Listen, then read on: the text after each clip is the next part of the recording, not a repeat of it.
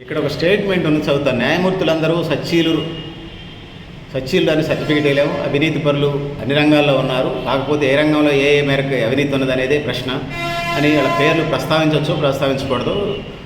Supreme court level జడ్జిలు స్థాయి కలిగినటువంటి వాళ్ళు ఈ మాటలు అన్నారు. సో అందుకోసం ఇప్పుడు ప్రధానంగా దేశవ్యాప్తంగా చర్చ జరుగుతూ ఉంది. అది ఒక జడ్జి, ఒక కోర్టు జడ్జి, హైకోర్టు జడ్జి ఇంట్లో 1000 కోట్ల ధనం బ్లాక్ మనీ దొరికినటువంటి నేపథ్యాన్ని మనం చూస్తాము. ప్రస్తుతం చర్చ జస్టిస్ యశ్వంత్ వర్మ వ్యవహారం దేశవ్యాప్తంగా పెద్ద చర్చనీయాంశంగా మారుతూ ఉంది. ఇప్పటిదాకా అంతో ఎంతో కొద్ది గొప్ప హోప్స్ ఉన్నాయి, మాకేం ఫుల్ హోప్స్ ఏం లేవు, కొద్ది గొప్ప హోప్స్ ఉన్నాయి. ఆ హోప్స్ను కూడా జస్టిస్ యశ్వంత్ వర్మ అవినీతి అనే డబ్బులు ఎక్కడి నుంచి వస్తాయండి? 1000 కోట్లు ఎంత కష్టపడితే వస్తాయి? జీతం ఎంత? న్యాయమూర్తుల జీతాలు ఎంత? జస్టిస్ల జీతాలు ఎంత? వాళ్ళకి వచ్చే ఎంత? దేశవ్యాప్త చర్చ జరుగుతూ ఉంది ఇదంతా అంశం. దేవుడు ఉన్నాడండి, 1000 కోట్లు ఉంటే అది బయటపడాల. 1000 కోట్లు ఇంట్లో పెట్టాడంటే మిగతా సంగతి ఏంది? ఏం జరుగుతూ ఉంది? ఏదో ఫైర్ యాక్సిడెంట్ జరిగి ఆ ఇంట్లో కాదంటే అనేక నోట్ల కట్ల కాలిపోయాయి, అప్పుడు బయటపడది. పాపాలు పడది అంటారు కదా, అది ఇదే దేవుడు మళ్ళీ జన్మ నరసింహ అవతారంలో వస్తాడు, ఒకసారి వెంకటేశ్వర స్వామి అవతారంలో వస్తాడు, ఒకసారి కృష్ణుడు అవతారంలో వస్తాడు, ఒకసారి రాముడు అవతారంలో వస్తాడు. సో వివిధ రూపాల్లో వస్తాడు కదా. ఇది కలియుగంలో ఈ రూపంలో వచ్చాడు, ఆ విధంగా చేశాడు అనేది ఇక్కడ నేను తెలియజేసుకున్నాను. జస్టిస్ యశ్వంత్ వర్మది దేశవ్యాప్త చర్చ జరుగుతున్న నేపథ్యంలో ఇది కేవలం ఆ వ్యక్తికి సంబంధించింది కాదు, దేశవ్యాప్తంగా న్యాయ వ్యవస్థలో ఉన్నటువంటి లోపాలని బట్టబయలు చేసింది.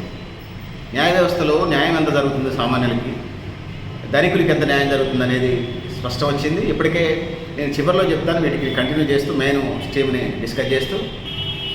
కామెడీ ఏంటంటే చేపల మందుకే చేపలు పట్టినాయట, అంటే అందులో కూడా కల్తీ జరిగిందని అన్నట్టుగా న్యాయ వ్యవస్థలోనే జడ్జులే ఇట్లా అవినీతికి పాల్పడితే 1000 కోట్లు ఇంట్లో ఉంటాం ఏంటండి? 1000 కోట్లు యాడ్ నుంచి వచ్చినాయి? ఏంది ఆ డబ్బులు?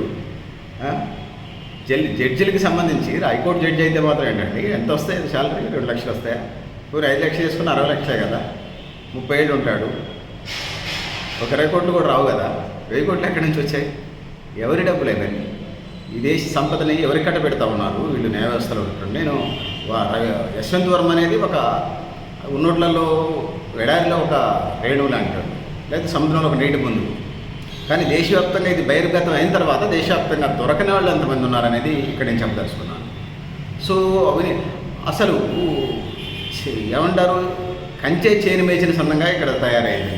న్యాయ వ్యవస్థ న్యాయం చేయాల్సింది పేదలకు న్యాయం చేయకుండా జైలుకి వెళ్ళినప్పుడు, పరిశీలించినప్పుడు, ఒక ఎన్జిఓగా, ఒక ఆర్గనైజర్గా వెళ్ళినప్పుడు ఏం పరిస్థితులు కనపడతా ఉన్నాయి? అరే మామూలు పిటి కేసులకే బెయిల్ పెట్టేవాళ్ళు లేక, జైల్లో బెయిల్ పెట్టేవాళ్ళు లేక వాళ్ళు నెల తరబడి జైల్లో ఉండి మగ్గుతూ ఉంటారు. ఈ అవినీతి పరుల్ని, డెకాయిడ్ బ్యాచ్ని, గ్యాంగ్స్టర్ని, డబ్బులున్నోళ్ళని, మాఫియాని పెంచి పోషిస్తున్నటువంటి న్యాయ వ్యవస్థ ఈ దేశ దరిద్రానికి ప్రధానమైనటువంటి కారణం అనేది ఇక్కడ నేను చెప్పదలుచుకున్నాను. Justice Yashwant Varma case discussion చేసే క్రమంలో కొన్ని ఈ సందర్భంగా వచ్చినాయి. మాజీ ప్రధాని ఇందిరాగాంధీ 1984లో ఢిల్లీ అల్లర్లో పాల్గొన్నట్టుగా ఆరోపణలు వచ్చినాయి. అది కాదనేది నేను అంటే జనరల్ కొన్ని రాజకీయ ఆరోపణలు కూడా ఉంటాయి, దీనికి ఇది లేదు.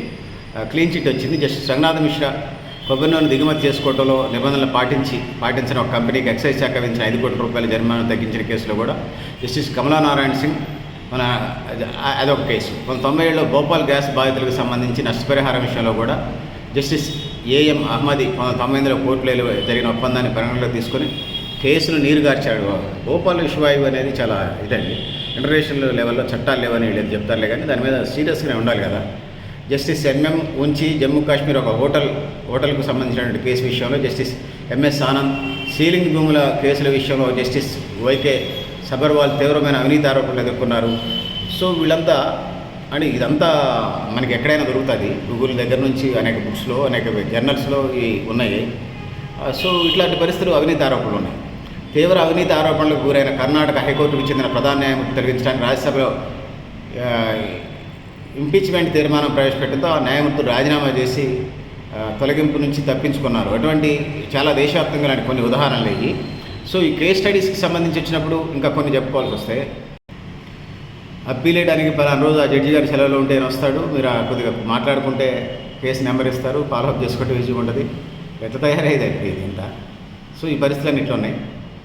న్యాయమూర్తులు ప్రస్తుతం ప్రజల్లో కొంత న్యాయమూర్తులు నిజాయితీ పరులని మరి కొంతమంది అవినీతి పరులు అనేది కేటగిరీ చేయగలుగుతున్నారు. సో జస్టిస్ అరిజిత్ వనయత్, justice VS Sirpurkar, justice VS సంఘీలతో కూడిన సుప్రీంకోర్టు ధర్మాసనం ఒక సందర్భంలో వ్యాఖ్యానించింది ఇదని. అంటే కొంతమంది అవినీతి పరులు ఉన్నారు, కొంతమంది నీతి పరులు ఉన్నారని వీళ్ళు మాట్లాడారు. ఎవరన్నారు?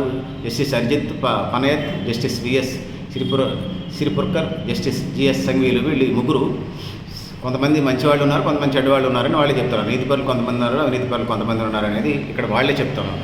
సో పెద్దల మిత్రులారా, సో ముద్దాయిలతోనే ఈ న్యాయమూర్తులు న్యాయవాదులు రాజీ పట్టడం వల్ల పబ్లిక్ ప్రాసిక్యూటర్స్తో సహా ఈ విశ్వవిద్యాలయాలలో సామాన్యుడికి న్యాయం జరగట్లేదు. ఆటవిక న్యాయంలాగా ధనవంతుడిదే బలవంతుడిదే రాజ్యం అన్నట్టుగా న్యాయం కూడా వన్ సైడ్ అవుతుంది. ముద్దాయి బెయిల్ పిటిషన్ కోసం దాఖలు చేసినప్పుడు ప్రభుత్వం తరపున న్యాయవాది కౌంటర్ దాఖలు చేయడంలో సూచించున్నట్టుగా ఉండటం, ఇదే పబ్లిక్ ప్రాసిక్యూటర్ వ్యవస్థకు సంబంధించి బెయిల్ నిరాకరించడానికి అవసరమైన కారణాలు అందులో ప్రస్తావించకుండా ఉండటం, ఇవన్నీ వీళ్ళు కావాలని ఈ గ్యామ్లింగ్. ప్రభుత్వ ఉద్యోగం వచ్చిన దాకా ఒక సందం, ప్రభుత్వం వచ్చిన తర్వాత ఉద్యోగం వచ్చిన తర్వాత ఇంకో సందం.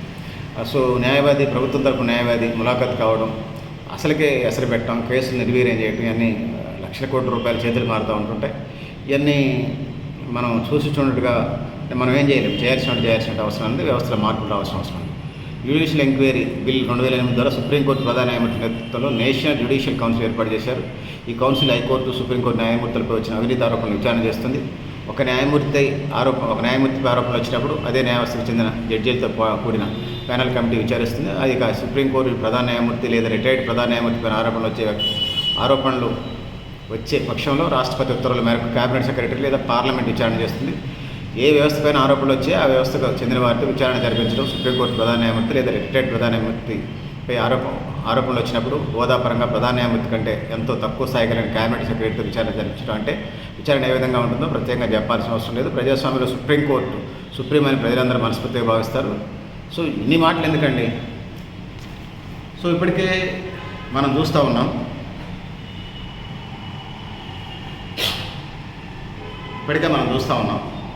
ముఖ్యంగా బీసీ బిల్లులకు సంబంధించి వచ్చినప్పుడు, బహుజనుల బిల్లుకు సంబంధించి వచ్చినప్పుడు వీళ్ళు జడ్జిలు ఆధిపత్య వర్గాలకు సంబంధించిన కానీ అవినీతి పనులు ఏం చేస్తున్నారో మనకు అర్థమవుతూ ఉన్నది. ఒక రాజకీయ పార్టీకి తొత్తుగానో అవినీతికి బంధువుగానో వ్యవహరిస్తూ న్యాయాన్ని చంపేస్తూ ఉన్నారు. ఈ దేశంలో వెనకబడడానికి కారణం కోర్టులో ఉన్నటువంటి పబ్లిక్ ప్రాసిక్యూటర్లు, ప్రధాన న్యాయమూర్తులు తప్ప మరొకటి కాదు. వాడు ఖచ్చితంగా పొడిచి చంపినను కూడా నిర్దోషాన్ని బయట తీసుకొస్తున్నారు. సరే, న్యాయశాస్త్రంలో నేను కూడా న్యాయ విద్య నాకు అవగాహన ఉంది, నేను కూడా చదువుకున్నాను న్యాయ విద్యను కాబట్టి.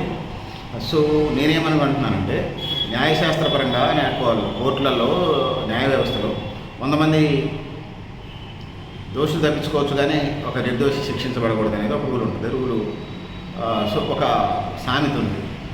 సో వీళ్ళంతా తిమింగ్లాన్ని వదిలిపెడతారండి. క్షణికావేశంలో జరిగిన వాళ్ళకి క్షమించి వదిలేసి, కానీ international criminals, hardcore terrorist groups వీళ్ళకి క్షమాభిక్షలు న్యాయాలు ఏంటండి? ఆస్తులన్నింటినీ సీజ్ చేసి పడదంగి లోపల దిగితే వాళ్ళు 2 తరాలు బయటికి రాకూడదు. వాడు జీవితకాలం జైలు అన్నమాట. ఉన్నాయి అక్కడ చట్టాలు. దేశం ఎట్లా అభివృద్ధి చెందుతుంది? సో న్యాయ వ్యవస్థకు సంబంధించి చాలా చట్టాలు ధనికులకి, డబ్బులున్న వాళ్ళకి అమ్ముడుపోతూ ఉన్నాయి. జస్టిస్ యశ్వంత్ వర్మ ఇష్యూ అనేది సముద్రంలో ఒక నీటి బొట్టు లాంటిది. కింది నుంచి పైదాకా నాకేంటి ఆహా పెళ్ళంటి సినిమాలో కోట శ్రీనివాసరావు నాకేంటి ఈ వ్యవస్థ వేళ్ళునకపోయింది. ఆ విధంగా న్యాయ వ్యవస్థని ప్రక్షాళన చేయకుండా మాత్రం దేశాభివృద్ధి జరగదు. ఖచ్చితంగా న్యాయం జరగాల్సిన అవసరం, న్యాయం చేయాల్సిన అవసరం పాలకవర్గాల మీద ఉంది, న్యాయ వ్యవస్థ మీద ఉంది, పార్లమెంట్ మీద ఉంది. సో పార్లమెంట్ సభ్యులే పెద్ద అవినీతి పడినప్పుడు వాళ్ళు ఈ చట్టాలు చేస్తారు. ఈ దేశ ప్రజలే కాపాడతారు. వ్యాపారం అయిపోయిందంతా, సర్వీస్ మోటివ్ లేదు, ప్రజలు మనిషిలా చూసలేదు. అవినీతి పనులు ఎవడెప్పుడు డబ్బులు సంపాదిస్తే వాడు గంజాయిని సంపాదించిన వాడే మొనగాడై కూర్చుంటున్నాడు. కొన్ని విద్యా సంస్థలు చెప్తా ఉన్నాయి, డబ్బులు వచ్చి పెట్టుబడి గంజాయి నుండి బ్రౌన్ షుగర్ అమ్మిన కూడా పెట్టించి వాటి పేర్లు పెట్టుకున్నారు. వీళ్ళంతా బడులు కొన్ని రాష్ట్రాల్లో పరిపాలించారు. డబ్బులు వచ్చి పెట్టుబడి పెట్టినా గంజాయి వ్యాపారం పెట్టుబడి పెడతారు. స్కూల్ బిల్డింగ్ పెడితే వాడి పేరు వాడు రాస్తారు వీడు శిలాఫలకం మీద. రాబోయే తరాలు వాడి పేరు గంజాయిని వ్యాపారం చేసి ఇది కట్టించింది, గది కట్టించిన హాలేదు. ఈ వ్యవస్థ ఈ బడులందరినీ పోవేసి ఎటు తీసుకోవాలనుకున్నారో చూడాలి. సో సమాజ నిర్మాణానికి బాట వేయాలంటే ఠాగూర్ సినిమాలలాగా కొత్త వ్యవస్థ నిర్మించాలి. నవచేతన కలిగినటువంటి నవయువకుల్ని, మెరికల్ లాంటి యువకుల్ని, ఈ దేశం కోసం పనిచేసినటువంటి స్వతంత్ర సమరయోధులు ఎట్లా పోరాడారో ఈ దేశాభివృద్ధి కోసం పాటుపడే ఇంటెలెక్చువల్ ఫోరమ్స్ ఏదైతే ఉన్నాయో, దేశాభివృద్ధికి పాటుపడే సామాజిక నాయకులు ఎవరైతే ఉన్నారో వాళ్ళు ఇందులో భాగస్వాములు కాదు. ఆ విధంగా మనం ముందుకు పోయి ఈ దేశ నిర్మాణానికి, ముఖ్యంగా న్యాయ వ్యవస్థల ప్రక్షాళనకి మనందరం భాగస్వాములు కావాలి. సో న్యాయ వ్యవస్థలో లోపాలను ఇప్పటిదాకా మనం ప్రశ్నించుకున్నాం, అడగాల్సిన అవసరం కూడా ఉన్నది. ఖచ్చితంగా దెబ్బలాడాల్సిందే, రోడ్డు ఎక్కాల్సిన పరిస్థితి కూడా వస్తాయి కొన్ని కేసులకు సంబంధించి. ఆ విధంగా ముందుకు పోవాల్సిన అవసరం ఉంది. ఈ దేశ సమగ్రాభివృద్ధి, సంపూర్ణాభివృద్ధి, న్యాయం, చట్టం, ధర్మం ఏదైతుందో, సత్యం, ధర్మం, న్యాయం ఏదైతుందో అది 4 పాదాలు నడవాలి. అందుకోసం మనం అంత కృషి చేయాల్సిన అవసరం ఉందని తెలియజేస్తూ, పెద్దలారా, మిత్రులారా, మీరు కూడా మీ అభిప్రాయాలను కామెంట్ బాక్స్లో రాయడం తెలియజేస్తూ, నేను గడ్డేపల్లి సత్యనారాయణ, మీ లక్ష్యాలను చేసి